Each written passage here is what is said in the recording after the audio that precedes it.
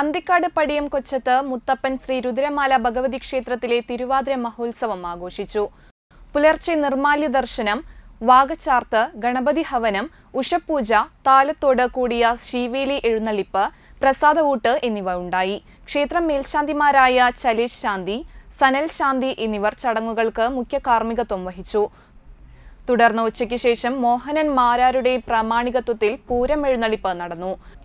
വയലൂർ പരമേശ്വരൻ തിടമ്പേറ്റി, നിറമാല, ചുറ്റുവിളക്ക്, ദീപാരാധന, വർണ്ണമഴ എന്നിവ നടന്നു. ശേഷം ഡബിൾ തായമ്പക, തിരുവാതിരക്കളി, കലാപരിപാടികൾ, ദേവിക്ക് കളംപാട്ട്, ഗുരുതി എന്നിവ നടന്നു.